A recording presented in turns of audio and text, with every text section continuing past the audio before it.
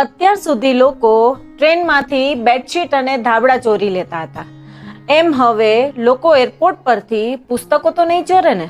આવું એટલે કહેવું પડે છે કે હવે એરપોર્ટ પર ફ્રી પુસ્તકો વાંચવા માટે મળવાના છે. હવે સામાનમાં પુસ્તકો સાથે લઈ જઈને વજન વધારવાની જરૂર નથી.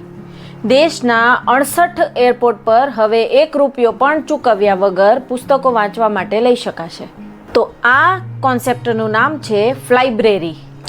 તમે ફ્લાઇટની રાહ જોતા હોય અને બોર થાવ તો આ 68 એરપોર્ટ પરથી પુસ્તકો લઈ શકો છો.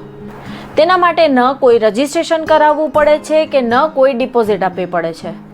જેમ આપણે બુકશેલ્ફમાંથી આ પુસ્તકો વાંચવા માટે લઈએ છીએ એમ જ એરપોર્ટ પરથી ફ્લાઇબ્રેરીની વ્યવસ્થા જે છે ત્યાંથી તમે પુસ્તકો વાંચવા માટે લઈ શકશો. એરપોર્ટ પર તો વાંચી શકો છો, પણ ફ્લાઇટમાં સાથે રાખીને પણ વાંચી શકાય. જ્યાં તમે લેન્ડ થાવ એ એરપોર્ટ પર ફ્લાઇબ્રેરીમાં એ પુસ્તક પાછી મૂકી શકાય.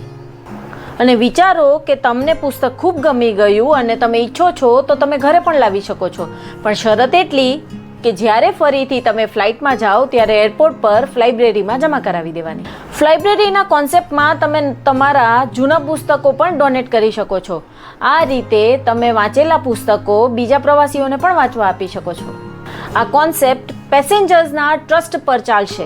એટલે હવે જોવાનું રહેશે કે 1-2 વર્ષ પછી આ ફ્લાઇબ્રેરીમાં પુસ્તકોની સંખ્યા વધશે કે પછી ટ્રેનના ધાબળા અને બેડશીટની જેમ ગાયબ થઈ જશે.